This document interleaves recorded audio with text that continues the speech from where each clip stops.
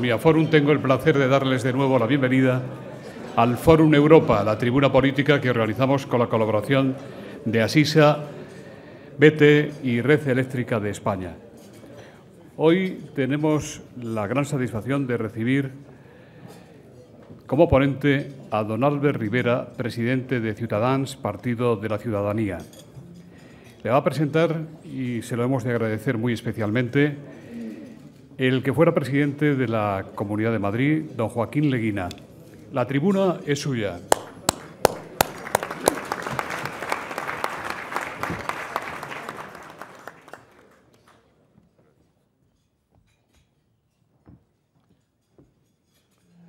Buenos días.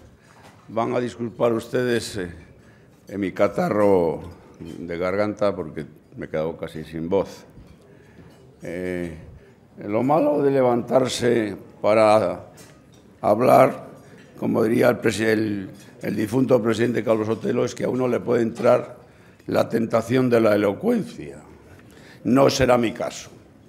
Voy a leerles en esta presentación un breve discurso que he preparado para el caso. Y comienzo. Albert Rivera Díaz es un catalán nacido en Barcelona hace 33 años. Es abogado y antes de ser diputado en el Parlamento de Cataluña trabajó en la asesoría jurídica de la Caixa.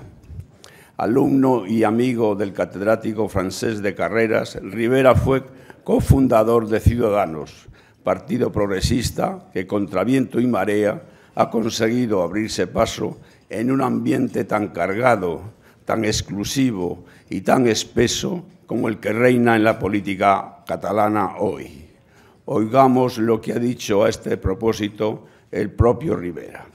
Cito: en Cataluña tenemos un sistema político endogámico y una partitocracia en la que se ha establecido el núcleo duro del nacionalismo.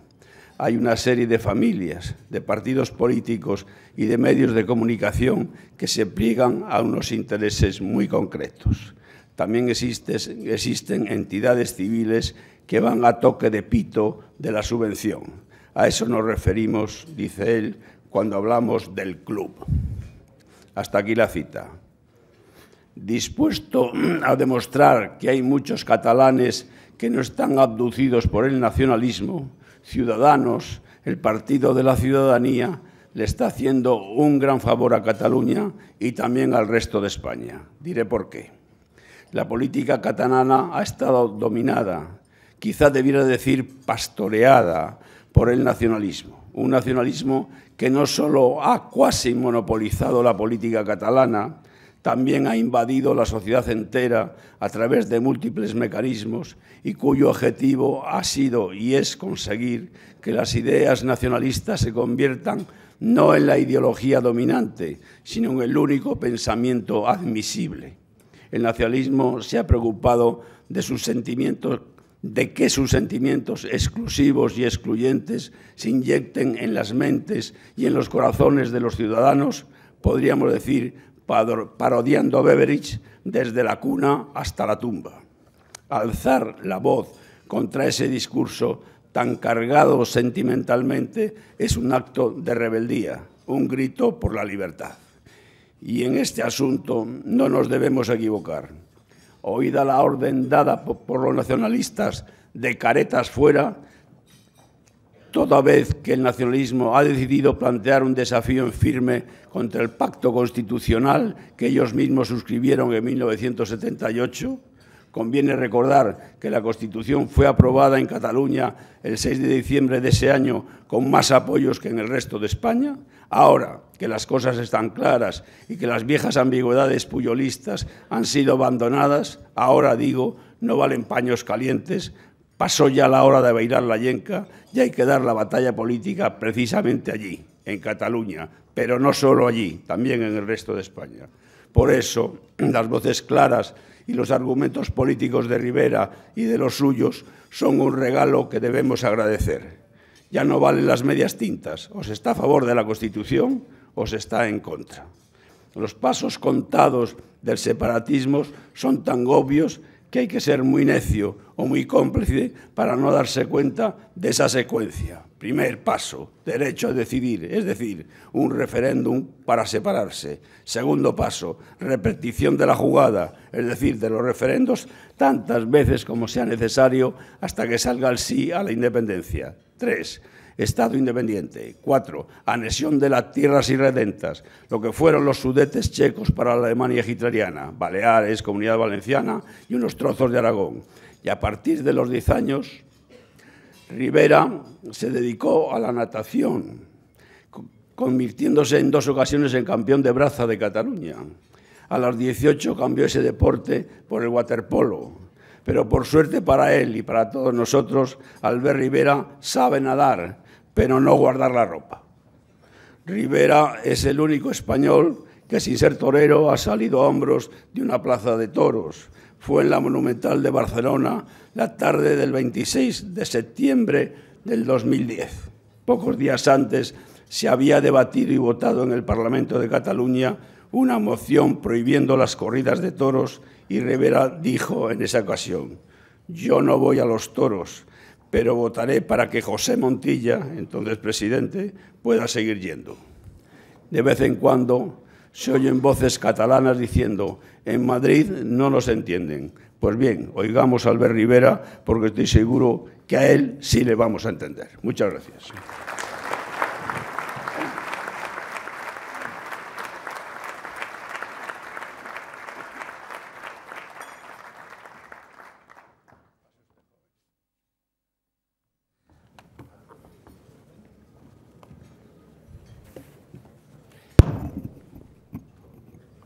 Buenos días a todos. Muchísimas gracias a todos ustedes por su asistencia. Gracias también al Foro Nueva Economía nuevamente por esta invitación en un foro que hoy impone más que nunca.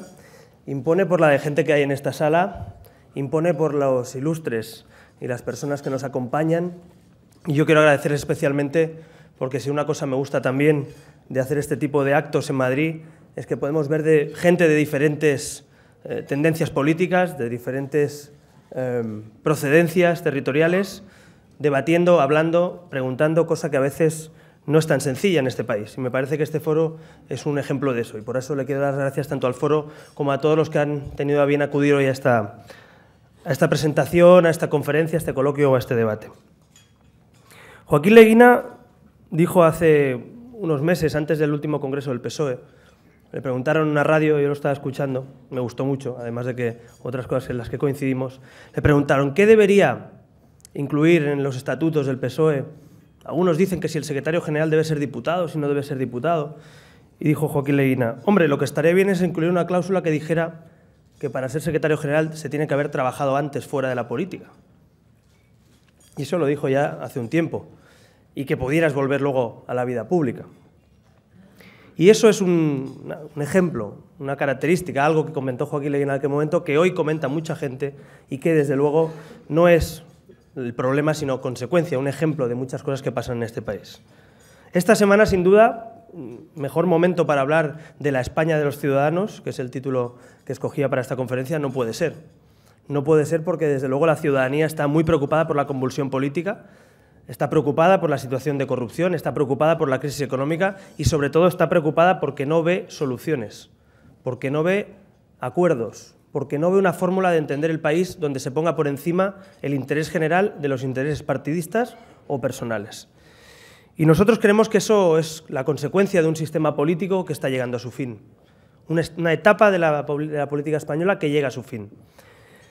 En España, y muchos de ustedes, algunos incluso participando activamente, consiguieron con éxito una transición política. Una transición de una dictadura pacífica, democrática, ejemplar, a una transición política de partidos, a un sistema de partidos. Eso sin duda ha tenido muchísimas cosas buenas.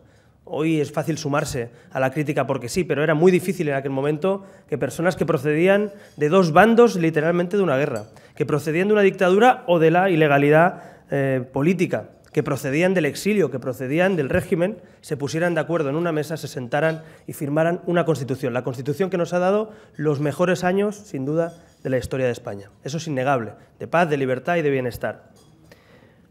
Pero no podemos vivir de los réditos de aquello. Hay una generación nueva de españoles, entre la que me encuentro yo y muchos otros, que hemos nacido en democracia, en el 79 yo concretamente, y otros pues ya nacidos en democracia, y muchos ciudadanos que vieron aquella transición que hoy coinciden a decir que este es un fin de etapa. Se está agotando un modelo de partidos, se está agotando un modelo político que ha generado o degenerado en problemas latentes hoy en España. Problemas en la articulación del Estado, problemas en el sistema de administraciones públicas, problemas en el control del dinero público y en la corrupción, problemas que hay que abordar. Nosotros desde Ciudadanos somos partidarios de abordar primero lo importante y luego lo urgente. Y me explico. En este país todos sabemos ya lo que es la prima de riesgo y sin duda es importante, pero tenemos un problema de fondo. Si no reformamos el sistema político español, si no reformamos el sistema de partido, si los ciudadanos no se sienten partícipes, cómplices, no ostentan en buena medida el poder de este país, no habrá autoridad moral para hacer cambios, reformas y pilotar la crisis económica. ¿Qué autoridad moral podrán tener los gobernantes de este país, autonómicos, nacionales, desde la oposición? ¿Qué autoridad moral con lo que hoy estamos viendo en las portadas de los periódicos? ¿Qué autoridad moral tiene alguien para subirle los impuestos a la gente si no somos capaces de reestructurar, por ejemplo, el sistema de administraciones públicas? O ya no, qué decir, no robar, que es un mandamiento, ya no es ni siquiera un artículo de la ley de partidos, es un mandamiento para los que sean creyentes y es un principio ético para todo el mundo. Por tanto, nosotros consideramos que tenemos un problema de fondo, una crisis política e institucional seguramente sin precedentes en democracia, y no vale tirar la pelota hacia adelante o mirar hacia otro lado. Hay que abordar el problema. Los problemas no se solucionan dejándolos encima de la mesa, se solucionan abordándolos. Con inteligencia, con mano izquierda, con mano derecha cuando toca, hablando, pero solucionándolos. Y por eso nosotros pensamos que es el momento de una transición ciudadana. Y ustedes dirán, ¿qué es eso de una transición ciudadana?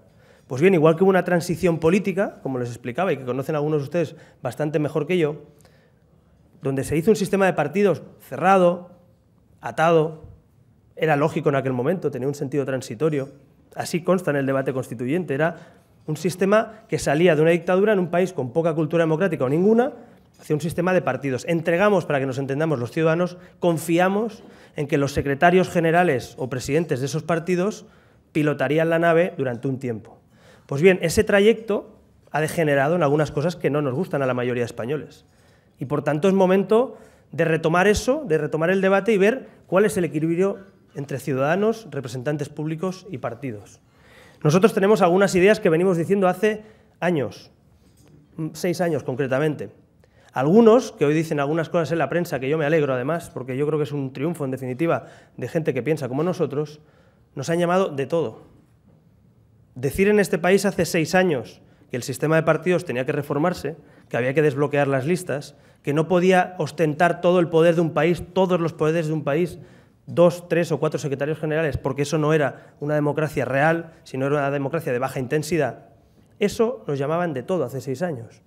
Pues bien, hoy es el debate no de este foro económico, entre periodistas, representantes de la sociedad civil, políticos, no. Este es el debate de los bares.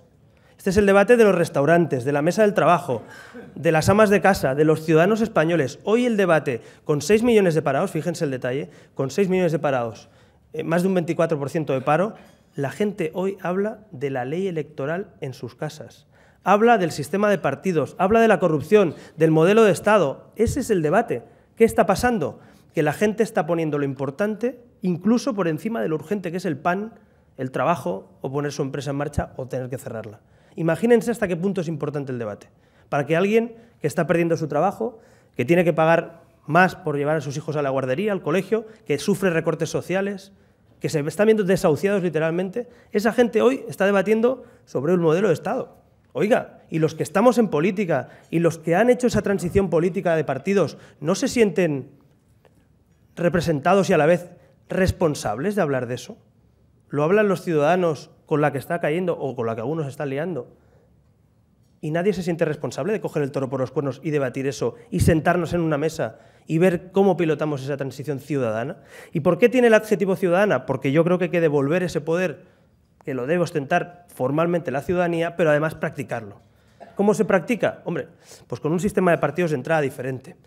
El diagnóstico yo creo que lo compartimos muchos, cada vez más gente, por lo que veo. Si ustedes ven las encuestas son demoledoras, demoledoras. Nunca había visto encuestas con 97%, 95% estos días sobre la corrupción, sobre el sistema de partidos, sobre la democracia española. Los datos son estremecedores, unánimes casi en la sociedad española. Mire que es difícil tener unanimidad en la sociedad española sobre algo. Pues sí, unánimes. Pues bien, ¿vamos a abordar ese debate, sí o no? Nosotros creemos que sí, y que no se puede aplazar. No habrá salida de la crisis económica, para nosotros, si no hay una salida de la crisis económica, política e institucional, porque no habrá autoridad moral, no habrá respeto, se cuestionará cada decisión que se tome a partir de ahora. Y les ponía el ejemplo de los impuestos, con la que está cayendo, con lo que vemos en las portadas, el presidente del Gobierno de España tiene hoy la misma autoridad moral, la potestad la tiene toda, la misma autoridad moral para decirle a la gente hay que apretarse el cinturón, hay que subir otra vez el IRPF o subir el IVA o hay que recortar sanidad o educación. Pues bueno, la ley le otorga ese derecho a hacerlo y esa obligación seguramente por la ley presupuestaria, pero los ciudadanos ¿cómo van a reaccionar? Leía un confidencial estos días que decía que el Gobierno está preocupado porque no haya un estallido social, porque no haya una alarma social. Bueno, hace bien de preocuparse el Gobierno. Lo que pasa es que el Gobierno es quien manda y en la oposición quien puede legislar junto al Gobierno. Y los que estamos de representantes públicos, y aquí no hay que esquivar responsabilidades, aunque tengamos un humilde grupo de 9 diputados autonómicos, también somos corresponsables de qué hay que hacer en esto. Y esa es la diferencia quizá entre nosotros y otros. Nosotros sí que creemos que somos corresponsables. Llevamos aquí 6 años y no gobernamos ni podemos gobernar todavía, y algunos no sean por aludidos y tienen mayorías absolutas, o gobiernan desde hace muchos años, o tienen las llaves para cambiar la cosa. Por tanto, una reforma del sistema, sí. ¿Cómo? Una transición. ¿Somos partidarios de una voladura? No. No, porque hay cosas que han funcionado. Y lo que funciona no hay que cambiarlo, hay que cambiar lo que no funciona. Ley electoral, ya lo hemos dicho muchas veces, lo repito, desbloquear las listas, hacer primarias obligatorias en los partidos, y me paro aquí. Hoy un partido político o algunos partidos políticos son menos democráticos que una asociación de vecinos. Y eso es para reflexionar. Que una asociación de vecinos tenga mecanismos más transparentes en sus cuentas y en su elección de cargos, que un partido que dice el artículo 6 de la Constitución que somos el canal de la voluntad popular, la forma de canalizar la voluntad popular, eres, como decimos en Cataluña, par fer sumirà. Hay partidos políticos que la palabra primarias no saben qué significa. Pero eso sí, nos dan lecciones a los que la hacemos. Bueno, pues a ver si las hacen también, ¿no? Por tanto, sistema de elección de primarias dentro de los partidos obligatorio, porque los partidos no son cualquier tipo de entidad, son la voluntad popular canalizada en forma de partido político. Transparencia absoluta. Hay una ley de transparencia, por cierto, la ley de transparencia es una de las leyes más lentas del mundo, ¿no? Porque los decretos salen rápido, 30 y pico decretos ley, y la ley de transparencia siempre es como una especie de mantra, ¿no? No, eso va en la ley de transparencia. No, eso estará en la ley de transparencia. Oiga, pero lo de robar, eso va a la ley de transparencia. No. La ley de transparencia pondrá transparencia, y espero que más pronto que tarde, muchas cosas. Pero nosotros somos partidarios de un debate profundo, cómo funcionan los partidos en eso. Algunos voluntariamente ponemos nuestras cuentas a la luz pública. Otros lo hacen después de un caso de corrupción, o todavía no lo han hecho. Nosotros planteamos que los partidos tengamos la obligación, como en muchos países, la mayoría de países europeos, los partidos tienen que publicar sus cuentas públicas, porque es dinero público en parte y porque son, insisto, un mecanismo fundamental en la voluntad popular. ¿Qué más tienen que hacer los partidos? Hombre, pues básicamente, con esos mecanismos nosotros creemos que el mérito dentro de los partidos no será un problema, en todo caso será una virtud. Y lo digo porque al ver algunos partidos políticos y ver quién sale de esos partidos o quién no tiene lugar en esos partidos, en sus cúpulas, y quién está dentro, pues con toda humildad uno piensa, hombre, pues es curioso, ¿no? Hay como una especie de mecanismo de expulsión por la que algunas personas con mucha capacidad que han dado mucho por este país y que son muy buenas, pues resulta que no están en la dirección de esos partidos, ¿no? O que no están en un gobierno, cuando a lo mejor sea el momento de que estuvieran. Bueno, pues eso lo estamos viendo en los dos principales partidos, también en partidos nacionalistas o locales. Eso es fruto también de este sistema de partidos, que expulsa el mérito, que penaliza casi al mérito, y eso no puede ser. Con un sistema de primarias y unas listas abiertas, el ciudadano, primero el militante y el simpatizante, primer filtro y segundo el ciudadano, tendría la potestad también de escoger. Con sus límites, habría que regularlo sin duda. ¿Se nos ocurren problemas de las listas abiertas? Claro, pero yo prefiero equivocarme al escoger a un ciudadano que no que se equivoque el secretario general de un partido. Prefiero equivocarme yo, y hay que madurar como sociedad, hay que madurar como demócratas, y a lo mejor nos equivocaremos, claro que sí, pero para que se equivoquen dos nos equivocamos todo el pueblo español. Y esa es la reflexión, porque es evidente que algunos se han equivocado. Y solo hay que ver cómo está el país. Por tanto, ¿vamos a ser mayores de edad como demócratas? ¿Vamos a ser ciudadanos y no súbditos? Pues yo creo que sí, que ya es el momento. Algunos pedimos eso, quizá generacionalmente, quizá porque hemos montado una plataforma civil, pero estoy convencido de que es una mayoría de españoles que quieren ser mayores de edad democráticamente hablando. Y eso es que cambiar el sistema de partidos. Financiación de partidos. Algunos dicen, para mí, la mentira es que el problema es la financiación de partidos, de la corrupción, porque claro, es que no están suficientemente financiados. Mentira. Ciudadanos ha demostrado que con menos de 300.000 euros se puede hacer una campaña y triplicar escaños. Y competir con partidos que se gastan 20 veces más, públicamente. No sé si hay cajas B o no, pero en todo caso, públicamente se gastan 20 veces más. Y la pregunta es, ¿por qué este debate sobre la insuficiencia de financiación? No, lo que hay que hacer es cumplir la ley. Lo que hay que hacer es no gastarse más de lo que se puede y lo que hay que hacer es no endeudarse más de lo que se tiene. Por cierto, otra cosa que queremos incluir es la prohibición de la condonación de deuda de bancos y cajas a partidos políticos. Porque no hay empresario, no hay autónomo, no hay ciudadano que le perdonen sus deudas en este país. Porque cierran su empresa o se van a la calle. Y por tanto un partido político menos. Hay millones y millones de euros condonados por cajas de ahorros, a veces autocondonación. A veces se ha producido casi, ¿no? Esa figura casi de... que se confunden, ¿no? las figuras porque está el ministro de ese partido que le condona la deuda a ese partido. Entonces, claro, ya al frente de la caja de ahorros. Así ha quedado las cajas de ahorros, ¿no? Entonces, hay que introducir mecanismos donde los partidos políticos sean una verdadera maquinaria para canalizar, un engranaje de canalización de la voluntad popular, un think tank, una forma, un paraguas donde se canalicen corrientes ideológicas de un país y puedan ser flexibles, no maquinarias electorales o agencias de colocación, que es lo que lamentablemente se han acabado convirtiendo. Por tanto, ese modelo hay que cambiarlo. Más propuestas de cambio de algunas de las propuestas que queremos hacer en esa transición ciudadana, separación de poderes. Dijo Alfonso Guerra aquella famosa frase de que Montesquieu había muerto cuando se entró directamente a elegir al Consejo General del Poder Judicial por parte de los responsables políticos del Congreso, del Senado, del Gobierno. Pues bien, si viera la foto que hizo Artur Mas el otro día, Montesquieu, si se hubiera resucitado le da un infarto de golpe, ¿no? Porque claro, o sea, el presidente del TSJ, el fiscal de Cataluña, la oficina antifraude, en una foto con el presidente de Gobierno de Cataluña, por cierto, que además esos estamentos están investigando a su partido, pues hombre, es que claro, así es imposible. Es decir, es que esa foto significa la concentración local, en este caso, de toda... ya no disimulan, es decir, están ahí, ¿no? Y a mí me sorprende, por un lado, que Artur Mas les convoque, y me sorprende, por otro lado, déjenme decirlo, que se acuda, ¿no? Porque claro, no sé qué pasaría si Rajoy, pues mañana hiciera una reunión para luchar contra la corrupción y el caso Bárcenas y el caso Gürtel, pues con el fiscal, con el presidente del Tribunal Supremo y con no sé qué otra instancia. Bueno, la gente, con razón, yo creo que se montaría una buena.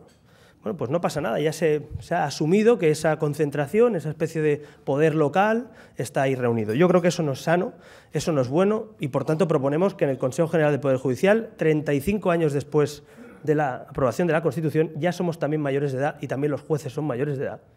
Los jueces ya son mayores de edad, ya no existe aquello de que los jueces vienen y son franquistas, no. Hoy los jueces, la mayoría, ya se han formado en democracia, la inmensa mayoría. Es momento de que los jueces puedan también escoger su propio gobierno. Es momento de que lo puedan hacer, no pasa nada. Hay escuelas judiciales, hay asociaciones judiciales, hay diferentes sensibilidades, bueno, como en otros ámbitos, y esa injerencia del poder político no es buena.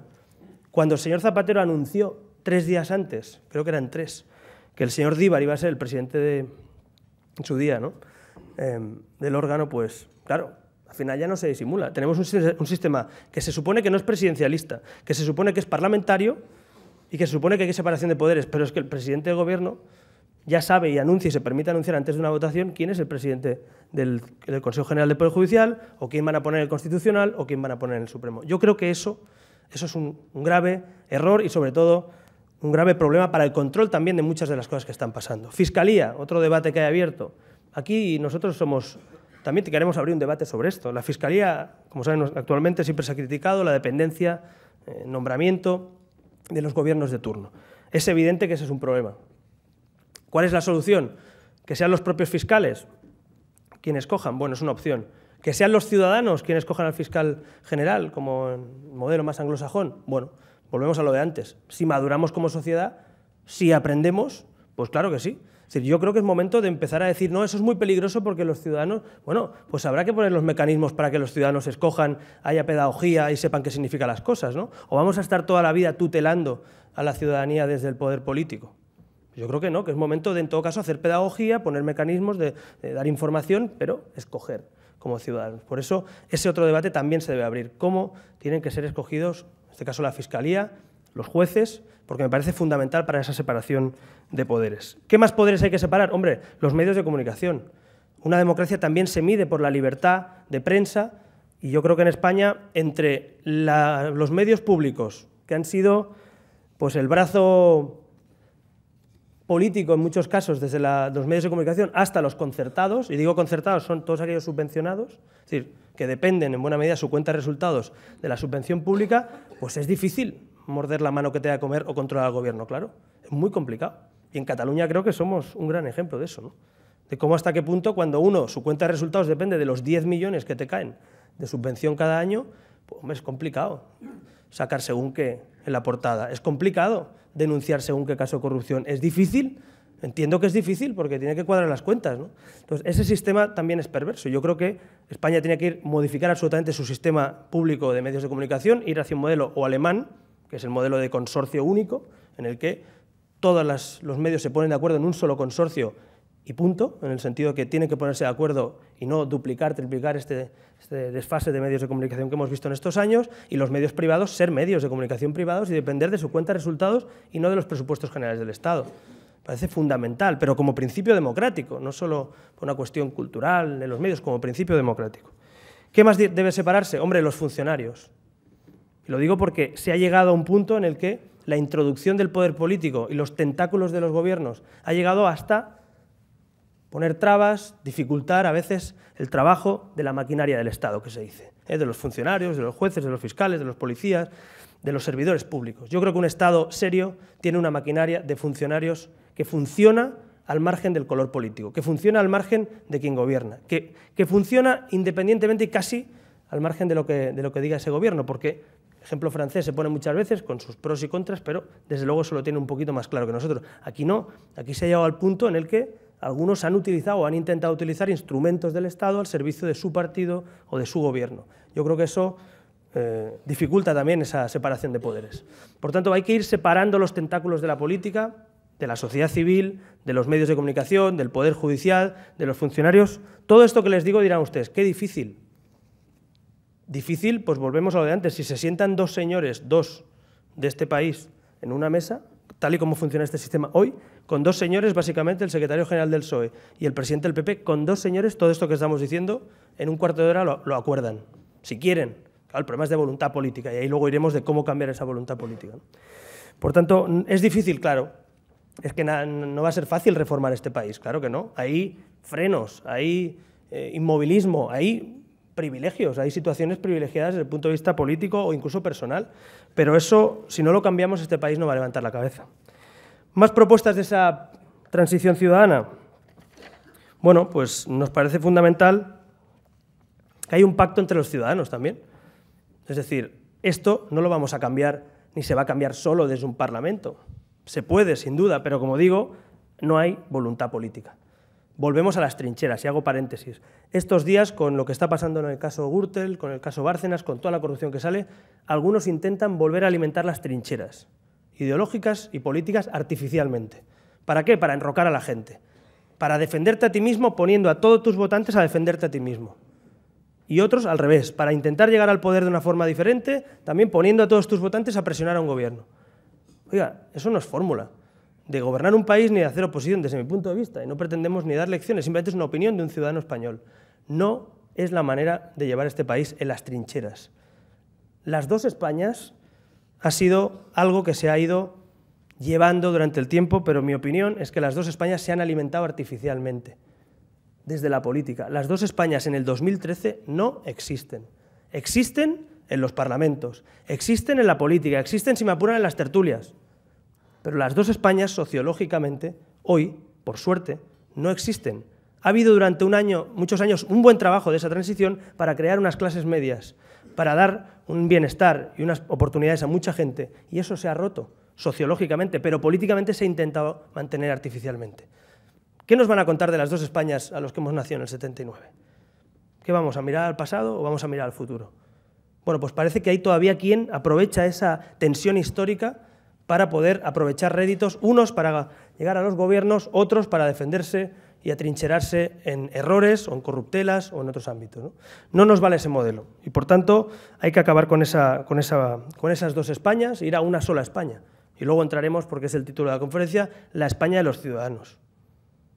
No las dos Españas de rojos y azules contra rojos, ni la España de las tribus, ni de las identidades excluyentes, ni de la mitología.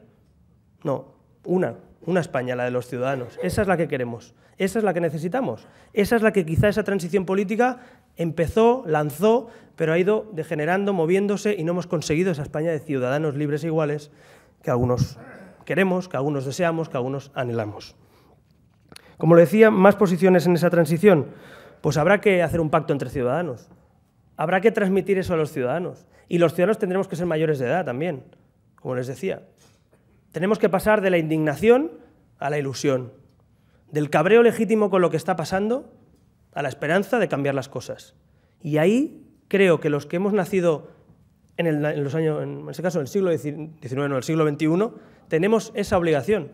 Ciudadanos nació en el 2006. Y fíjense que les digo, tenemos más responsabilidad en este cambio los que hemos nacido en 2006 que los que hicieron la transición. Aquí no, como ven, no tiramos pelotas fuera. Los que hemos nacido en este momento político tenemos un plus de responsabilidad. ¿Por qué? Porque venimos limpios y debemos seguir limpios. Porque venimos con reformas y cambios y las debemos llevar a cabo. Porque la gente que está cambiando su voto a nuevos partidos no puede volver a la desconfianza, a la desazón y mucho menos a la situación del todo el mundo es igual y tú más. Nosotros no podemos caer en eso. Y nosotros, con nuestra humilde posición, sabemos que hay gente que pone esperanzas poco a poco también en nuevas formaciones políticas, en nuevas plataformas civiles. Y les digo una cosa también para que nadie se equivoque. Hay que alejarse tanto del populismo como del inmovilismo. Las dos cosas son nefastas. ¿El populismo es malo? Sin duda. El inmovilismo hoy es igual o peor. Porque eso puede llevar a una fractura social importante, porque eso puede llevar a una ruptura del pacto entre ciudadano y Estado, porque eso puede llevar, en definitiva, al hundimiento, en definitiva, de un país que tiene una democracia hoy, que a pesar de todo es una democracia consolidada, que a pesar de todo tiene cuotas de bienestar razonables y que a pesar de todo tiene futuro, porque yo creo que España tiene futuro. Pero ese futuro, insisto, hay que tomar las riendas. No puede ir el barco a la deriva, y no podemos seguir en las trincheras de rojos y azules y rojos, o de los de las tribus y de Villarriba contra Villabajo. Esa España está agotada.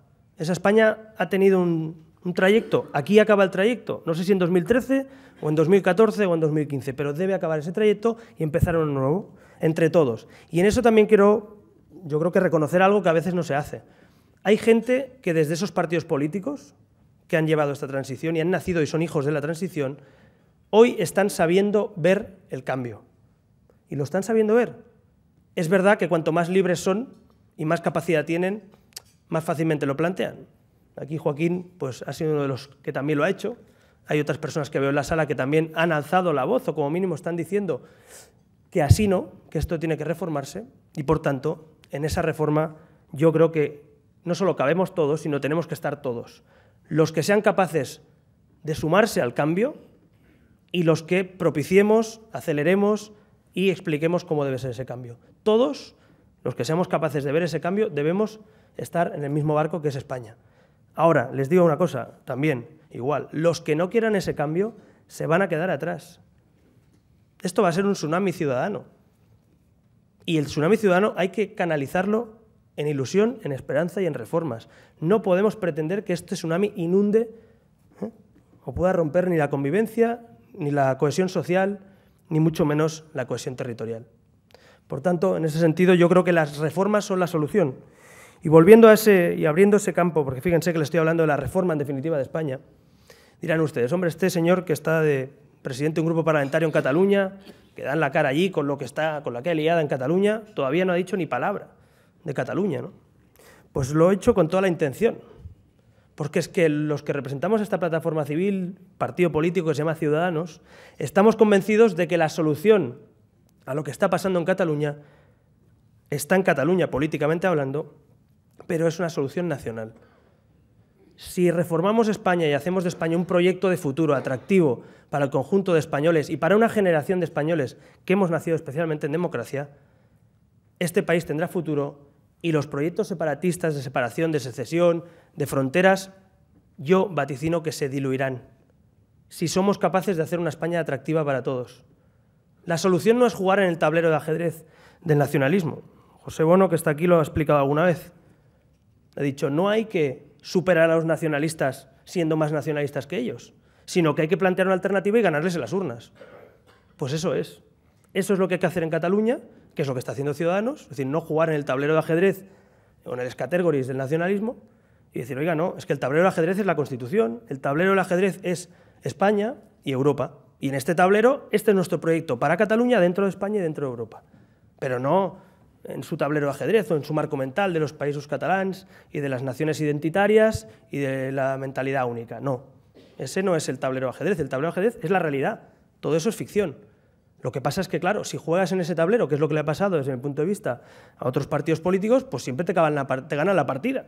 Pero claro, son sus reglas de juego, es su lenguaje, es su ámbito de trabajo. Pues ¿cómo les vas a ganar ahí? No, hay que plantar la batalla desde toda España, desde la Constitución y desde el modelo actual. Por eso nosotros de Cataluña pensamos que si somos capaces de reformar España, seremos capaces de que en Cataluña gane fuerza la presencia de muchos miles y miles de catalanes que queremos seguir siendo españoles y queremos reformar este país, y en cambio bajará la presencia política o el discurso y sobre todo los votos, que es lo importante, porque estamos en democracia, los votos de aquellos que venden la ilusión y la panacea de la independencia. Yo les digo una cosa, y hay que aprender de todos.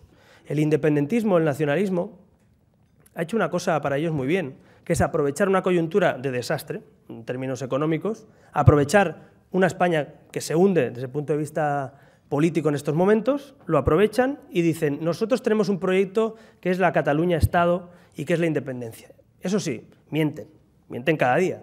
Decía Artur Mas en su programa que bajará el cáncer, que habrá menos accidentes de coche. Junqueras decía el otro día, que está muy gracioso, decía Junqueras, no, esto, hablando de la corrupción, decía, no, esto en un Estado catalán no tendríamos corrupción. Yo no, seguramente no habría corrupción en un Estado catalán. Solo hay que ver lo que pasa en Cataluña y lo que pasa en la sede embargada del partido que gobierna Cataluña en el caso Palau. Pero bueno, eso es lo que están vendiendo. Y algunos de ustedes dirán, ¿pero cómo se lo cree la gente? Bueno, oiga, yo no voy a hacer aquí un análisis psicológico, sociológico, yo no soy ni psicólogo ni sociólogo. Lo que les digo es que hay gente que compra ese discurso. Porque al otro lado, no hay una España que se vea un proyecto de futuro, no hay un proyecto ni un plan estratégico para España, no hay una reforma de este país que haga viable o que la gente vea viable. Es fácil convencer a la gente cuando solo hay una opción. Cuando hay dos opciones es más difícil convencerles. Y tenemos que crear la opción real, factible, desde la racionalidad, pero también desde la unión y desde lo que nos une, para ese proyecto común español. Si somos capaces de hacerlo, les aseguro, estoy convencido, conociendo Cataluña y a los catalanes, que habrá mucha gente que se sume a eso. Oigan, claramente, ustedes ven, es una cosa muy anecdótica, ¿no? Que nadie lo saque de la categoría de anécdota, pero la gente cuando ve a España ganar el Mundial y cuando ve a España ganar la Eurocopa y el tenis y no sé qué, oiga, ¿ustedes han visto las calles de Barcelona? Y alguno dirá, qué cosa más simple, ¿no? No, tiene algo sociológico detrás. Cuando las cosas funcionan, la gente se suma a lo que funciona. Cuando las cosas no funcionan y aparece un salvapatrias y dice que el Estado catalán se vivirá mejor, no habrá que pagar impuestos y no habrá enfermedades ni accidentes de tráfico, pues bueno, puede haber gente que se lo crea y ahí van. Entonces, ¿qué se trata? Crear la alternativa. Y en eso es lo que me preocupa, como ciudadano catalán, que desde el Gobierno de España se esté más en lo urgente que en lo importante. Es importante controlar la prima de riesgo, sin duda. Es importante hacer contabilidad, sin duda. Hay que cuadrar las cuentas, es cierto, pero hay que arreglar España, ¿eh? Que no se piense el señor Rajoy que cuadrando las cuentas se va a solucionar el problema catalán, que se ha creado en Cataluña con el independentismo, se va a solucionar el problema de la falta de credibilidad de la política, o la gente de golpe y porrazo, cuando la prima de riesgo baje, va a decir, ¡ay, qué democracia más fuerte y más fantástica tenemos! No. Eso está, insisto, en la mesa de todas las casas hoy, de todos los españoles. Por tanto, hay que abordar el debate, hay que reformar España también para abordar el debate de Cataluña o del País Vasco en un futuro, y la solución no viene, por tanto, con contentar a los que nunca están contentos. ¿Cómo van a contentar ustedes a un gobierno que tiene una hoja de ruta en la que primero declara la soberanía de Cataluña contra el artículo 1 de la Constitución, después quieren hacer un referéndum ilegal y después hay algunos que ya plantean, ojo, y esto empieza a ser ya algo conocido entre los mentideros políticos en Cataluña, piensan en hacer incluso unas elecciones autonómicas anticipadas y constituyentes. ¿Sabe lo que significa eso, no? Elecciones anticipadas y constituyentes. Eso es ya algo que se está comentando en el entorno del gobierno de Convergencia y Esquerra, como posible solución, y además dicen que es la más factible, además. Es decir, no nos dejan hacer el referéndum, decimos que este Estado no nos deja hacer un referéndum y hacemos unas elecciones autonómicas y decimos que lo único que une a Convergencia, Esquerra y a no sé quién más es declarar la independencia. Esto no es para el 2048, esto es este gobierno, el que dice que puede agotar la legislatura antes si no hay un referéndum. Oiga, ¿ese debate lo vamos a solucionar con la prima de riesgo? No, eso va a disparar la prima de riesgo, que es distinto. Y eso va a hacer que la gente no invierta en España, que es distinto. Por tanto, no solucionar lo importante va a complicar lo urgente. Y eso es lo que tiene que entender este gobierno y seguramente la oposición y lo que le pedimos como ciudadanos de Cataluña, leales con el Estado, que es lo que hacemos desde Cataluña, por favor, reaccionen. Les pongo otro ejemplo. Declaración de soberanía. Ciudadanos fue el único partido, no lo hizo el Partido Popular, que le pide al Gobierno que recurra al Constitucional esa resolución. Y algunos empiezan a especular. No, eso no tiene efectos jurídicos, no, eso no sé qué. Oiga, mire, es que no quiero que me lo diga el señor Gallardón, con todos los respetos. Quiero que me lo diga el Tribunal Constitucional. Y que diga que no tiene efectos jurídicos, que lo diga en una sentencia o en un auto. Y que desestime, que lo diga. Y si tiene efectos jurídicos, que los anule y lo diga en una sentencia o un tribunal. Porque si no, si vamos dejando pasar las cosas, al final es peor. Yo soy de los que pienso que es mejor, sin aspavientos, sin ruido, siendo ejecutivos, recurrir a una declaración como esta, hacer cumplir las sentencias, hacer cumplir la ley de estabilidad. Creo que es el momento de hacerlo. No se puede dejar de hacer. Se llame Cataluña, se llame Murcia, se llame Valencia, se llame como se llame. Si no, este país será ingobernable. Y yo creo que este gobierno, que hoy está más preocupado de lo que pasa en los juzgados que de gobernar, que ese es otro problema que tenemos encima, pues lo tiene complicado. Por tanto, nosotros le pedimos al Gobierno de España que reaccione, que nos ampare, que haga cumplir las leyes, insisto, sin aspavientos. Yo he estado en campaña electoral, he visto a ministros decir de todo, a consejeros de la Generalitat, mucha pelea dialéctica, pero es que yo creo que menos palabras y más hechos. Si no es una cuestión de gritar más, es una cuestión de ser eficaz. Y para ser eficaz, cuando alguien pone un recurso, pues lo pone ante la justicia y punto. Y si alguien dice ¿por qué se recurre? Pues oiga, ¿se ha leído usted la declaración? ¿Ha leído usted el artículo 1 de la Constitución? Pues ¿cómo se va a extrañar usted de que ponga un recurso? O alguien va a salir a decir cómo que ponen un recurso. Pero si es lo que quieren, bueno, pues se dice, no, es que es lo que quieren y se harán las víctimas. Oiga, mire, yo no sé si serán las víctimas o no serán las víctimas, pero esa declaración no puede quedar vigente en un Estado de Derecho. No se puede trocear la soberanía nacional desde un Parlamento autonómico, que es lo que se hizo. Por tanto, ¿soluciones a Cataluña? Sí, desde toda España. ¿Soluciones al problema territorial catalán? Sí, reformando España. Y eso es difícil pensar ustedes. Miren, estos están en un grupo parlamentario en Cataluña y vienen aquí y nos dicen que hay que reformar toda España para solucionar el problema también catalán. Pues sí, aunque parece muy difícil, es una solución bastante más razonable y sobre todo que va al fondo del asunto. Desde allí, ¿qué podemos hacer? Crecer. ¿Qué está haciendo Ciudadanos? Cumplir con su obligación. Triplicar votos. Seguir creciendo las intenciones de voto en las encuestas que nos sitúan ya, esta última del GESOP, que son encuestas, pero nos sitúan a 1,5 puntos del PP, a 3 puntos del PSC. Bueno, pues algo está cambiando. Hay gente que se está sumando a un movimiento civil de catalanes que quieren seguir siendo españoles, que quieren reformar su país, que son clases medias en definitiva, hay mucha gente que quiere participar de ese proceso.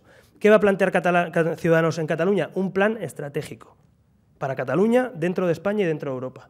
Unos tienen un plan de separación, pues nosotros un plan estratégico. Los catalanes merecen una alternativa.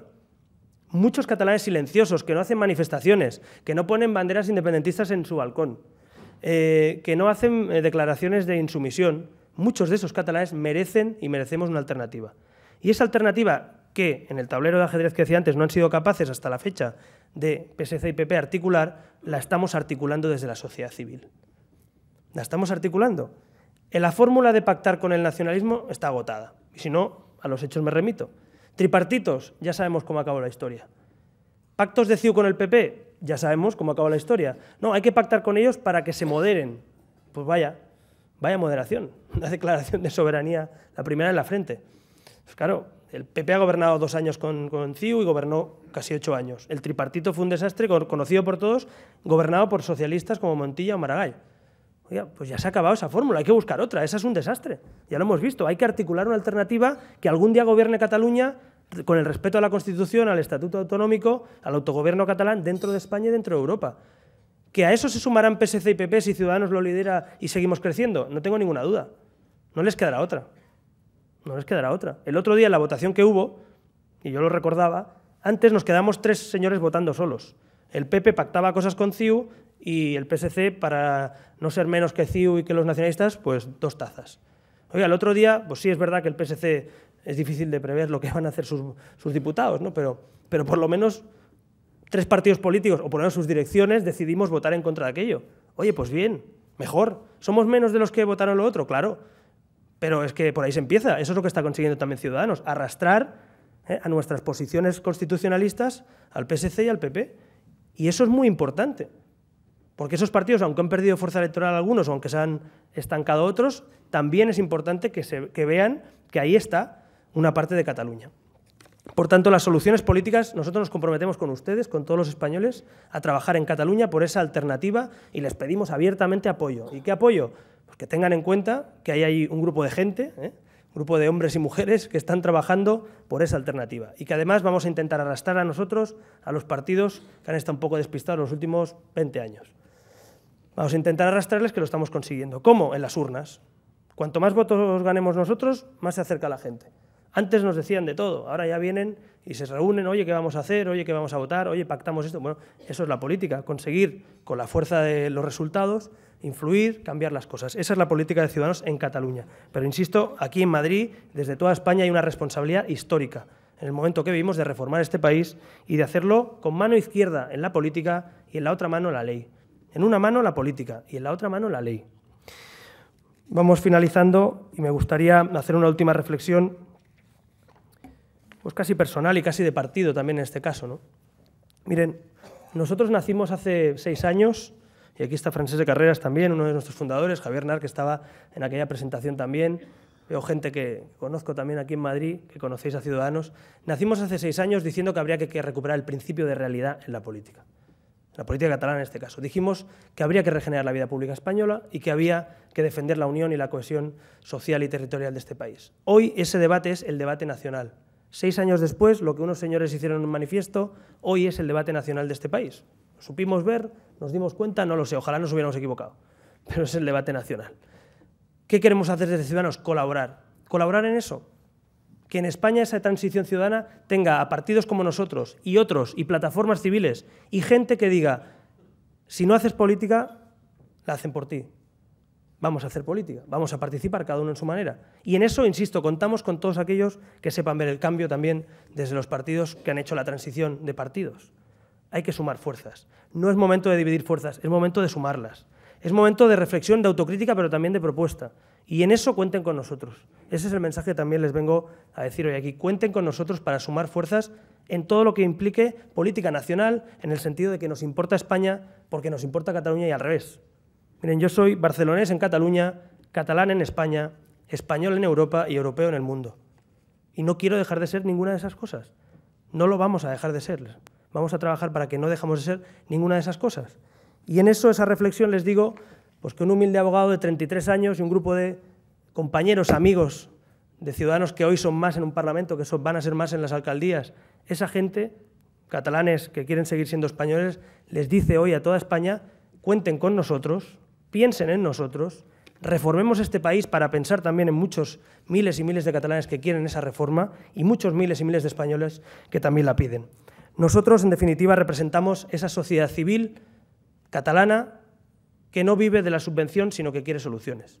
Esa sociedad civil catalana que mira hacia toda España y quiere ser parte de lo que pasa en España. Como ven, nosotros no venimos aquí a decir qué hay de lo mío, venimos aquí a decir qué hay de lo nuestro, que no es lo mismo, ¿eh? ¿Qué hay de lo nuestro? ¿Qué pasa con lo nuestro, con lo común, con España? Y da igual si somos catalanes, extremeños, gallegos, madrileños. ¿Qué hay de lo nuestro? Eso es lo que nos preocupa.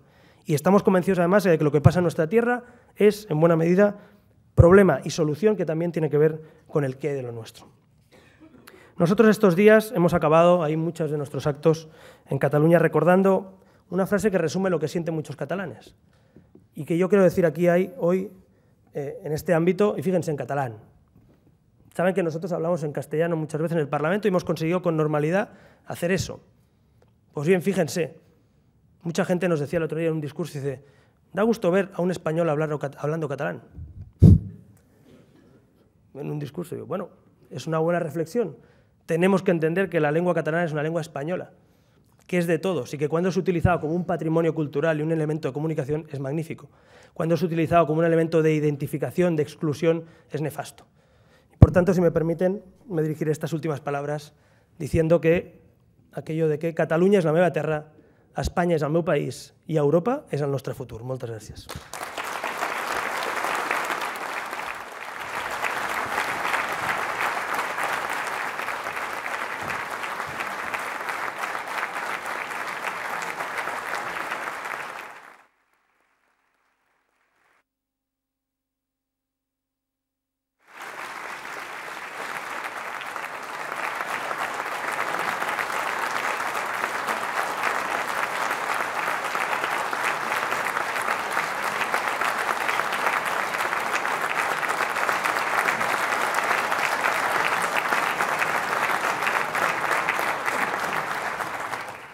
Señor Rivera, que yo recuerde es la ovación más larga que le han tributado a un ponente en este foro y por aquí han pasado muchos. Don José Bono, yo le quiero invitar a que intervenga como principio de este coloquio, ya que le ha citado muchas veces el señor Rivera en su intervención. Lo hago con gusto, pero bien sabes que antes de que me citara ya me lo habías dicho. De modo que intervengo con gusto, del mismo modo que a estas conferencias, estos desayunos, se viene con frecuencia, yo al menos. Y hay muchas de las veces que, con disculpas he de decir, viene uno arrastrado pues por la cortesía, por el protocolo, por la insistencia de José Luis. En el día de hoy yo he venido con satisfacción, con alegría, y después de escuchar a Albert Rivera, pues he sentido, y lo comentaba con Pepe Barrionuevo y con Rafa Espotorno, para 33 años el asunto está muy bien. De manera que enhorabuena, y ese aplauso que has recibido de las conferencias que yo aquí he venido, excepción hecha de los jefes, a los que quizás se les aplauda más, pero con esas dos excepciones yo no he visto un aplauso más sentido y más continuado que el que has recibido. Dos consideraciones. Una en relación con Cataluña. Dices que si lo vamos dejando, podría ocurrir que todo se deteriore. Yo estoy de acuerdo contigo. Estoy tan de acuerdo que habría que dejar bien claro y bien de manifiesto que no sé si hay que recurrir al Constitucional lo que se ha aprobado en el Parlamento, pero en un Estado de Derecho el único imperio digno de ser respetado es el de la ley. Y aquí hay una ley que es la Constitución que no es respetada cuando se dice que se va a modificar al margen de lo que la propia Constitución establece. Y me produce desasosiego y profunda tristeza que el gobernante de turno pensara que un golpe a la Constitución puede no ser reprimido constitucionalmente. Los españoles tenemos derecho a que cualquier golpe a la Constitución fracase. Y también lo dé quien lo dé. En ese sentido, habría que decir a muchos catalanes que no se sienten cómodos en España, que también somos muchos los españoles que no nos sentimos cómodos en algunas Españas, por decirlo de un modo, si quieren, para provocarles una sonrisa. En la España de Bárcenas yo creo que no está cómodo ni Trillo, por decirlo de algún modo, ¿no? De esta manera, pienso que lo que hoy has manifestado deberíamos decirlo sin vergüenza, porque somos muchos los que pensamos de la misma manera. Sin embargo, hay muchos que se callan porque piensan que quizá esto no agrade en el momento concreto decirlo en su partido, o quizá pueda ser reprimido si lo dice. Los que ya estamos aquí de los partidos que citabas ya lo tenemos todo hecho. Y por tanto, podemos decir lo que pensamos y cuando nos deja tiempo José Luis, hasta podemos pensar lo que decimos. Y creemos, y yo desde luego lo creo, que los golpes a la Constitución no debe ganar ninguno la batalla. En segundo lugar, decías sobre el asunto de la ley electoral. Y sobre esto te quería hacer una pregunta. En este momento, si una persona quiere ser diputado, lo mejor que ha de hacer es hacerse amigo de quien hace las listas. Es muy importante ser amigo del que te hace la lista. Aunque no tengas ningún amigo entre los que las votan, puedes salir diputado si vas en buen sitio. ¿Qué ocurre con esto? Pues que no hay autonomía. Yo he sido, por así decirlo, el presidente de los diputados y ya conozco, he estudiado, he leído el diario de sesiones de otras épocas y el presidente abría la sesión y decía, señorías que quieren hacer uso de la palabra en este debate. Y pedían la palabra 25 diputados, por ejemplo, en la época republicana. En estos momentos no se le ocurre a nadie pedir la palabra que no sea el que ha dicho el jefe del grupo parlamentario. ¿Por qué? Porque no tiene nada que decir. Sí, probablemente tiene mucho que decir, pero sabe que como no coincida con lo que piensa el jefe, va a ser la última vez que lo diga, porque a las próximas no va a ser diputado. Esto no está escrito en ninguna ley, pero esto es así. El que discrepa no es diputado. Lo cual va en detrimento de la autonomía, de la política. Por ejemplo, ¿ustedes creen que el Estatuto de Cataluña hubiese salido adelante si no hubiese habido esa disciplina férrea a la usanza del rey Sol que preguntaba, dicen, ¿qué hora es? Y decían sus cortesanos, la que quiera su majestad. Pues no, la hora es la que es, aunque no le guste a su majestad.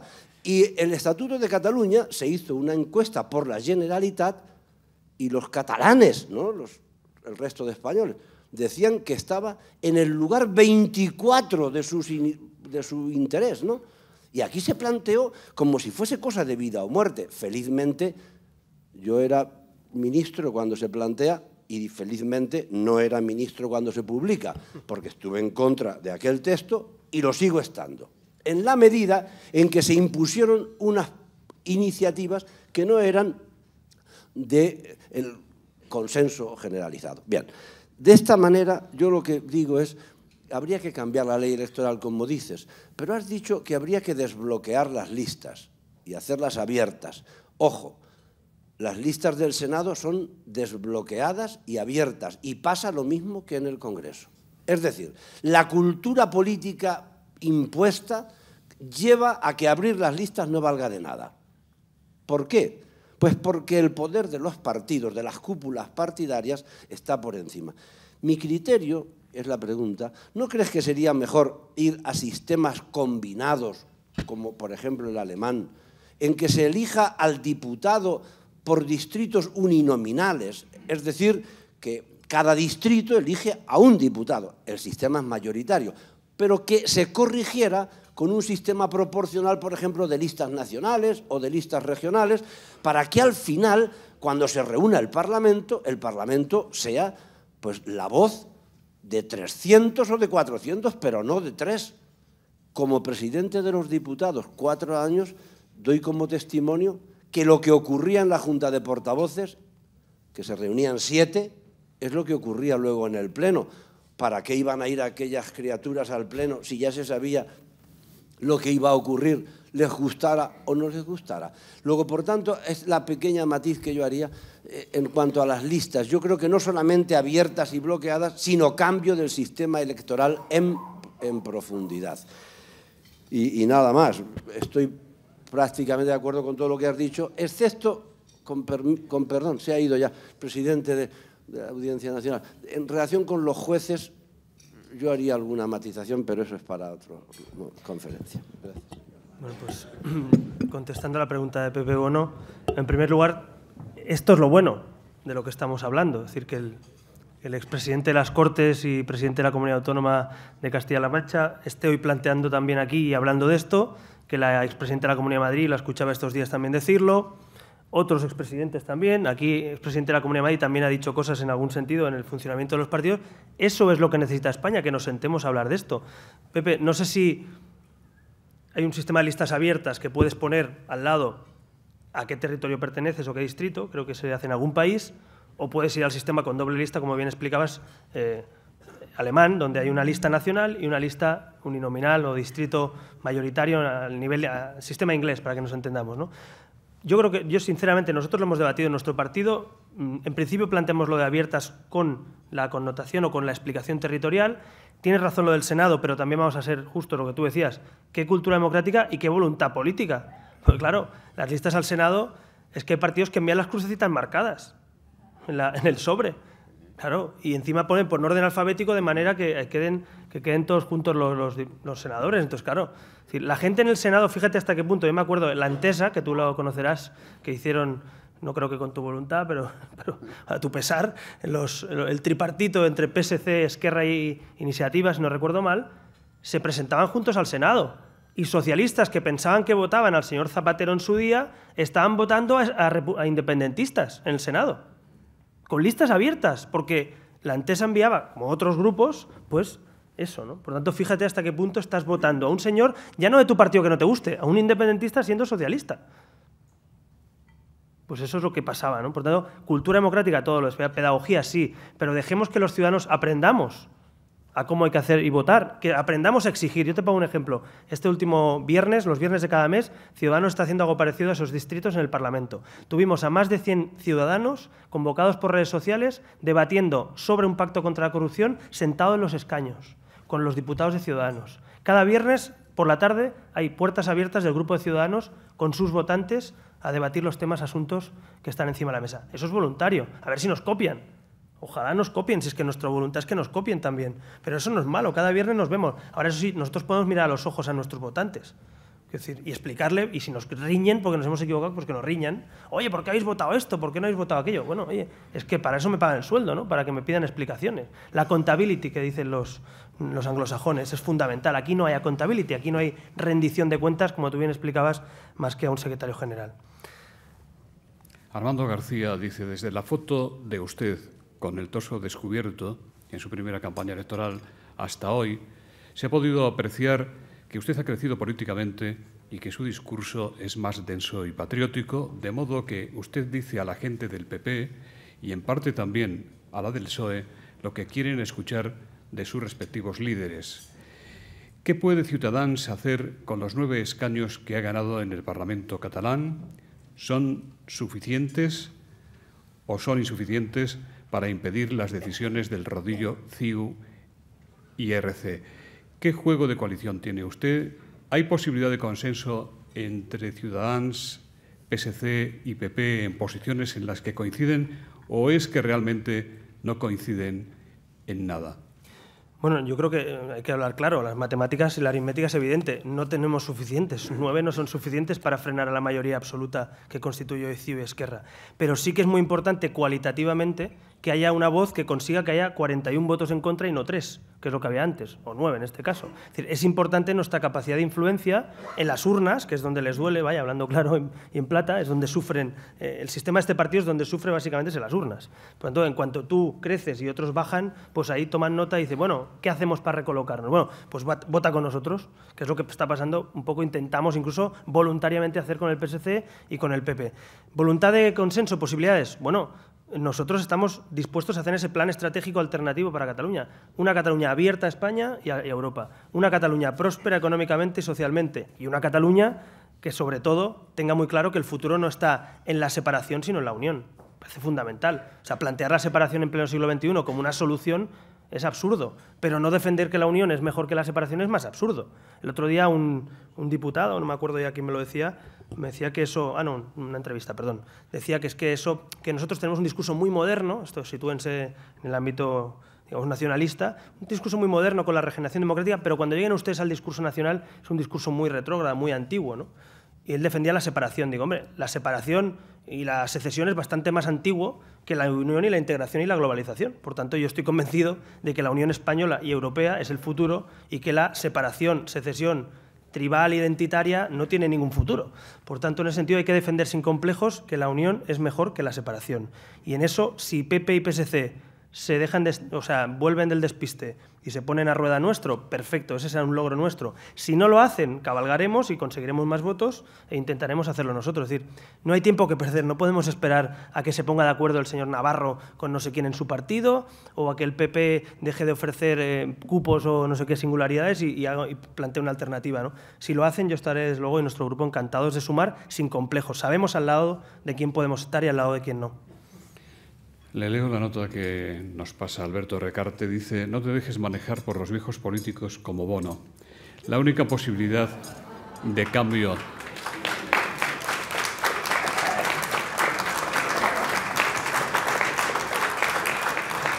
sigue diciendo Alberto Recarte, la única posibilidad de cambio en una partitocracia es que Ciudadanos sea un partido con muchos más escaños en Cataluña y también en España. Bernardo Rabasa dice: ¿cuándo montará Ciudadanos a nivel nacional español? Antonio Cañas dice: ¿hay alguna posibilidad de que lleguen a un acuerdo ustedes con UPyD o es imposible porque habría un inevitable choque de trenes entre usted y Rosa Díez?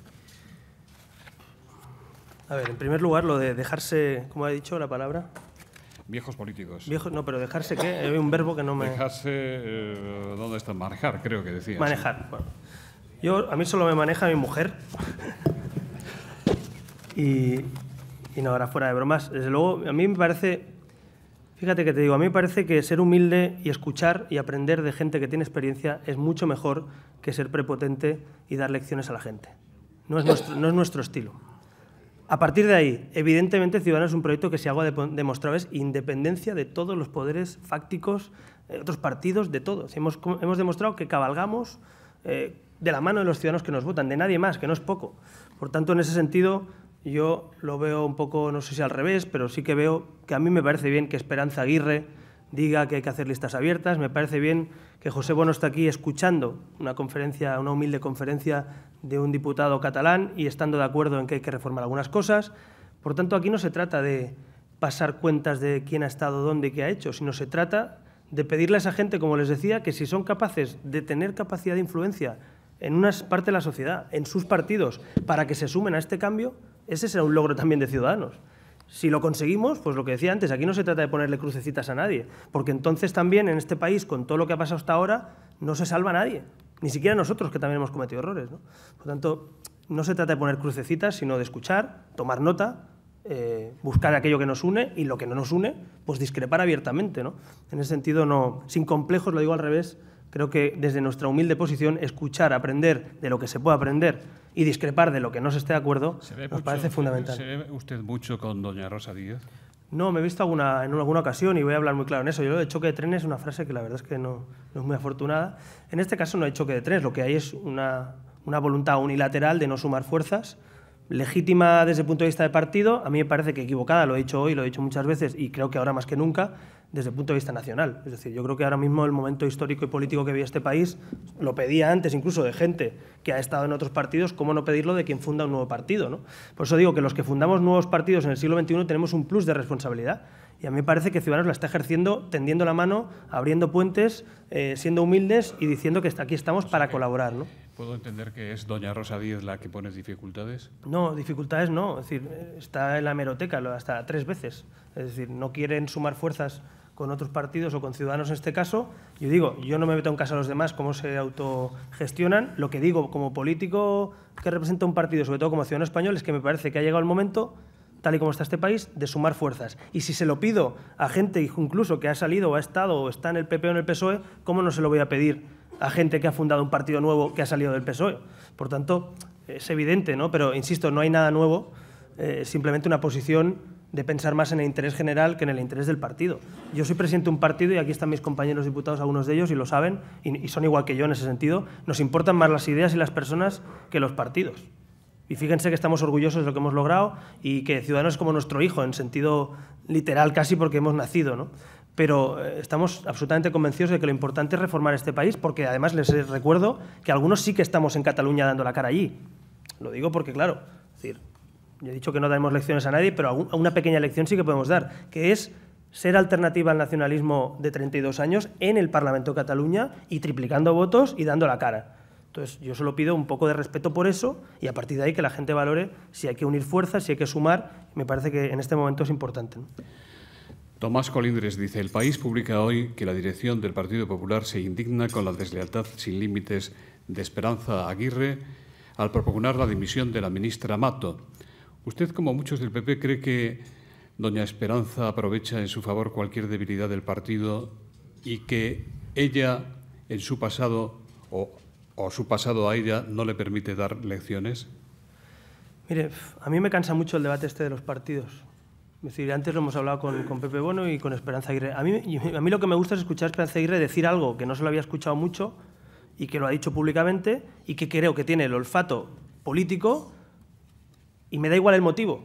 Si Esperanza Aguirre está dispuesta a aportar algo a esta regeneración política de este país, que lo aporte.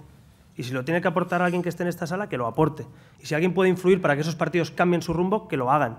Me da igual si es porque quieren una revancha o no con la directiva, es que me da igual. O sea, me da igual, no me importa. No me importa esas batallas, con perdón, de estar por casa. Es decir, a mí me importa si Esperanza Aguirre, que ha sido presidenta de la Comunidad de Madrid, si José Bono, si ministros que hay aquí o expresidentes están dispuestos a aportar ideas, a colaborar, a poner también cimientos a esa transición. Si están dispuestos, bienvenidos. Pero también, lo digo claramente, y si no están dispuestos o sus partidos no les dejan, esto va a cabalgar. No digo ciudadanos, me refiero a ese movimiento civil de españoles que quieren esa transición, ¿no? Entonces, si Esperanza Aguirre quiere listas abiertas, quiere regenerar la vida pública, dice, como dice Leguina y como digo yo, que es bueno tener una profesión antes y después de la política, pues oiga, lo que nos une es eso, ¿no? Pues, ¿para qué voy a ponerme? Claro que habrá cosas en las que discrepe de Esperanza Aguirre, pero en ese sentido, bienvenida, no diré al club, pero sí por lo menos al debate, que todo lo que aporte gente que ha estado tanto tiempo, lo bueno, hay que tomar nota de ello y hay que pedirles que también pongan cosas encima de la mesa. Luis Salas dice, ¿qué prodigios y con qué coste cree que ha empleado el señor Mas para conseguir la fabricación en Cataluña del nuevo modelo de Nissan, que ya se había dado por perdida por el rechazo de los sindicatos a los planes de la empresa franco-japonesa? Pues lo desconozco. Sinceramente, o sea, lo desconozco. Conozco el proyecto y conozco de lo que me habla, pero desconozco qué habrá hecho Artur Mas o qué habrá destinado Artur Mas. En todo caso, lo que sí que es una evidencia es que Cataluña, que era un espacio donde había muchísimas multinacionales en el ámbito del motor, de la motocicleta, hoy la realidad es que las deslocalizaciones, que no son solo culpa de la gestión del gobierno autonómico, pero en parte también, bueno, incluso paréntesis, hemos visto por los papeles que publican algunos, que algunos líderes de Convergencia se lucraban de facilitar deslocalizaciones de empresas. Me refiero a el caso Oriol Pujol, ¿no? Los patriotas, caray con los patriotas, ayudando a la deslocalización de empresas en Cataluña, caray. Pero bueno, yo creo que, digo que la gente sepa que ahí tenemos un hándicap también, que la industria automovilística que estaba en Cataluña muy presente ha ido deslocalizándose, se han mantenido algunas cosas, algunas claramente subvencionadas, otras se ha conseguido, creo que en el caso de alguna plataforma que fabriquen coches para Audi, en este caso Nissan, es decir, pero tenemos un problema de fondo, que es que esas empresas muchas no van a volver, porque la mano de obra, por suerte, no es el principal valor, ya veremos cómo sigue esto, pero no es nuestro principal valor, y hay que plantearse qué alternativas industriales tiene Cataluña y España en su conjunto a esa empresa automovilística. José María Triper, del Economista, dice, ¿cómo valora usted la actitud del empresariado catalán ante el desafío independentista y, en especial, cómo calificaría la actitud del presidente de la COE, Joan Rosell?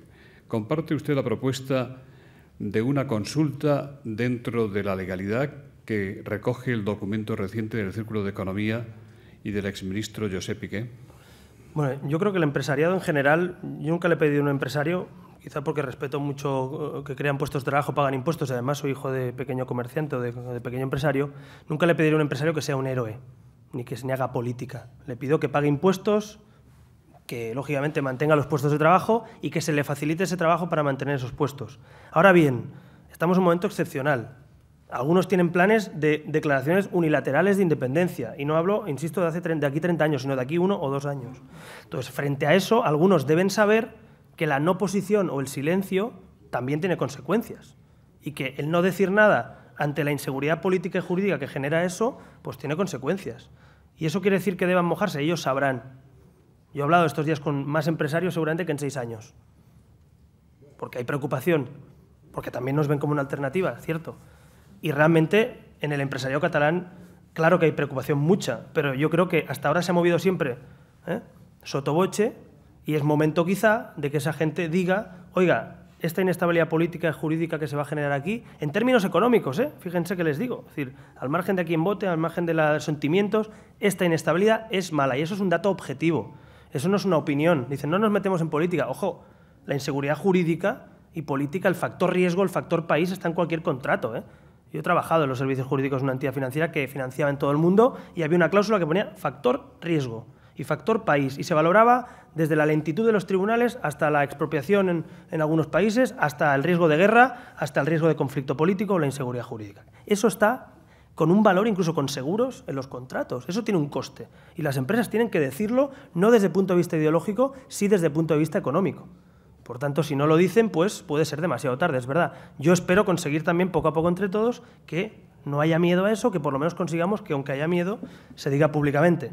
Pero lo del señor Rosell, mire, yo es que creo que a mí no me gustan las equidistancias. O sea, la equidistancia esta de tienen que entenderse, y miren que soy crítico con el gobierno Rajoy, pero eso de tienen que entenderse, ¿qué quiere decir? O sea, el señor Rajoy está cometiendo errores, sí, claro, y el señor Zapatero también muchos. Pero, a ver, no hagamos equidistancia. Es decir, los que han hecho un plan de secesión es Artur Mas y Junqueras. Entonces, ¿Rajoy tiene que escuchar al presidente autonómico? Sí, para hablar de la LOFCA o para hablar de una infraestructura, pero para hablar de un plan de secesión o de sedición, pues ¿qué tiene que escuchar Rajoy o el rey? Pues poca cosa tienen que escuchar. Más, escucho, como les escuché mucho, igual no salen de la sala, ¿no? Es decir, claro, es decir, ¿qué tienen que escuchar? ¿Qué diálogo se busca? Yo creo que dentro de la Ley de Financiación Autonómica, que es un debate legítimo en cualquier Estado descentralizado, hay margen para modificar la LOFCA. No porque Cataluña seamos más altos, más guapos y más rubios, sino porque en todos los debates nacionales de cualquier Estado federal, pues hay comunidades, landers, estados pues más industrializados, con más densidad de población, más ricos, más pobres, con más extensión territorial. Ese es un debate que también lo quiero decir aquí en Madrid muy claro, ese es un debate que nadie se tiene que asustar. Ese debate pasa en Alemania, ese debate está en Estados Unidos, ese debate está en Austria, es un debate democrático y constitucional además, canalizado a través de la Ley de Financiación de Comunidades y a través del Consejo de Política Fiscal y Financiera. Ese es un debate legítimo, incluso necesario, pero no confundamos eso con el debate separatista. Son dos cosas, ¿no? ¿Qué le parece, le pregunta Cristina Altuna de Es Radio, la propuesta de ONS que ha pedido un encuentro entre Rajoy y Mas sin dar cuentas en público y sin presión mediática? Esta es la penúltima. Pues que no lo diga. Claro, si quiere un encuentro sin presión mediática y discreto, pues que no lo diga. Joder. No sé, o sea, ¿qué buscan con eso? Claro que buscan la presión mediática, la foto, supongo que la contramanifestación después, como la que vimos, y espero que Rajoy no saque una notita de prensa en la web, sino que haga una rueda de prensa, ¿no? Con preguntas. Esther García Tance dice, en ese futuro esperanzado de España que usted nos ha descrito, ¿contempla la posibilidad de un modelo federalista? Alicia Ribelles dice, Ciutadans, o al menos usted, a título personal, ¿es monárquico o republicano? A ver, la primera pregunta es el federalismo. A ver, está aquí Francesc de Carreras, que no me va a corregir porque lo he leído de lo que él ha escrito, que España, y es verdad, y no solo por Francesc, hay muchos estudios de federalismo y de países descentralizados, España se considera dentro, constitucionalmente hablando, de la familia de países federales. Es un país de corte federal. La cosa es el origen, la naturaleza, pero el funcionamiento es de corte federal. Por tanto, esto que dice ahora el PSOE del federalismo, pues es una etiqueta. Es decir, España ya es un país federal, en todo caso hay que mejorar los mecanismos de coordinación, esos debates de renta, digamos, de distribución de renta entre comunidades, mecanismos de evitar duplicidades. España es un país federal. En clave fiscal y en algunos otros campos, Cataluña tiene hoy en día más autonomía que algunos landers alemanes. Que no nos engañen. Eso es así. España ya es un país. En todo caso, hay que ver mecanismos de coordinación, que es lo que falta. Mecanismos que se eviten duplicidades, lealtad institucional. Por tanto, yo no es que España debería ir hacia el federalismo, es que España es un país de corte federal y debe mejorar los mecanismos en todos los sentidos, tanto para aclarar competencias y cerrar las competencias y la financiación de cada competencia, como para evitar duplicidades y, sobre todo, no hay federalismo sin unión y sin lealtad. Es decir, no hay ningún federalismo que funcione sin tener claro que hay una unión política. O sea, a nadie se le ocurre en Estados Unidos, que tienen hasta códigos penales distintos, a nadie se le ocurre plantear la secesión cuando no te guste no sé qué ley federal. No, todo el mundo es leal con la Unión y con la convivencia y la lealtad institucional. Eso es fundamental. Por tanto, ahí es donde falla España también. Es decir, o sea, se ha visto más como un reino de taifas o como una especie de descentralización sin fin que no como una nación que se descentraliza voluntariamente y que a la vez comparte cosas que les unen, ¿no? Y lo otro era lo de monárquico y republicano. Yo personalmente no soy monárquico y tengo aquí además al jefe de la Casa del Rey, que le agradezco mucho su presencia, pero quiero hablar de esto porque me parece importante el momento que vive ahora mismo, si me permite, pues la jefatura de Estado, la monarquía. Miren, yo no soy monárquico como muchos españoles, pero soy práctico y soy leal a mi país y a mis instituciones, y creo sinceramente que la monarquía, que tiene un reto sin duda igual que otras instituciones del Estado en estos momentos, es evidente, si sabe pilotar esa transición también, si sabe, pues una opinión mía, someterse, por ejemplo, a la ley de transparencia como otras instituciones del Estado, si sabe separar, como han hecho otras casas reales, lo que es casa real y lo que no es casa real, desde el punto de vista legal incluso, si sabe hacer una transición en ese sentido, yo estoy convencido que el príncipe será un gran jefe de Estado. Estoy convencido. Creo que es una persona preparada, creo que es una persona formada, que es una persona de una generación distinta, que nos sentimos más identificados muchos españoles seguramente hoy ya, incluso, vamos a decirlo, por lo menos en mi caso, con la figura del príncipe, con todos los respetos al rey, pero me parece que es fundamental que también se sepa entender en todas las instituciones de España que hay una transición, que hay un momento histórico, y en este momento quien representa la unión del pueblo español es la jefatura de Estado. Por eso es tan importante también que la jefatura de Estado sepa, yo creo que ahí tenemos que ayudar todos, sepa hacer esta transición también, esta etapa importante, con aciertos, creo que de una forma, incluso contando con la voluntad popular en la medida de lo posible, ¿no? Yo creo que, insisto, que el príncipe, le conozco muy poco, de haberle saludado alguna ocasión, pero creo que es una persona que seguramente le deberían conocer más ciudadanos españoles, es una opinión, seguramente es una persona mucho más formada que algunos jefes de Estado y que lleva toda la vida preparando para esto. Por tanto, si eso es así, pues yo creo que muchos estaremos ahí defendiendo una visión práctica de una jefatura de Estado profesional, austera, con buena imagen y que nos aporta más de lo que nos resta, que yo creo que esa es la clave del balance de la mayoría, es mi opinión, pero es la mayoría de españoles. En nombre de los patrocinadores...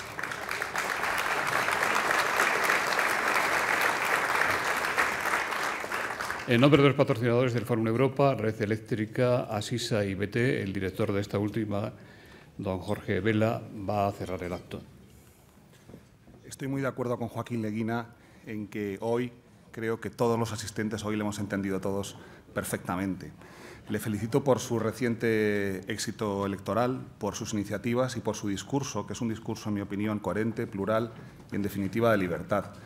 En nombre, señor Albert Rivera, Joaquín Leguina, autoridades y todos los asistentes hoy aquí, en nombre de Foro Nueva Economía, en nombre de Red Eléctrica, Asisa y BT, les damos las gracias por haber venido hoy a este desayuno. Muchas gracias.